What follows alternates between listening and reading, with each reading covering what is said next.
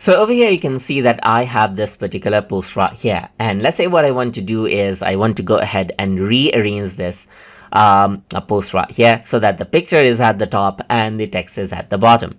So if you want to go ahead and change that, you can go around over here onto your dashboard and then go to post right here and then click on the post right here that you want to go ahead and edit. So once you go ahead and do that, it opens up this page as you can see right here, and this is the particular post objects as you can see right here. So now in order to go ahead and move this, you can move this out to the left as you can see, so you can change out the order of this particular photos right here.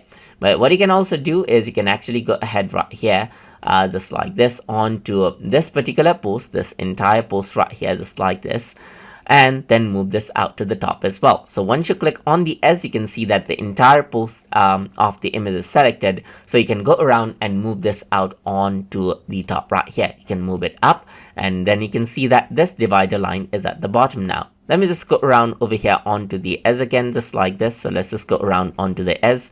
Then you can move it out to the top right here, and you can see that the post moves out just like that. Similarly, you can go around and you can move around this particular post by selecting it out as well.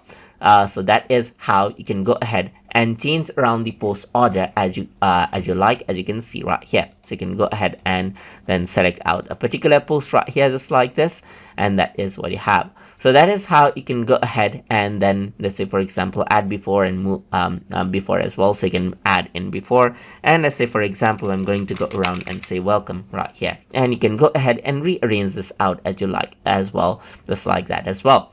So that is how you can go ahead, access out more options as well as you want, and then rearrange out the post as you like. Click on save, and then what happens is that if I were to go ahead and refresh, you can see that the order of the content in the post changes out just like this as well.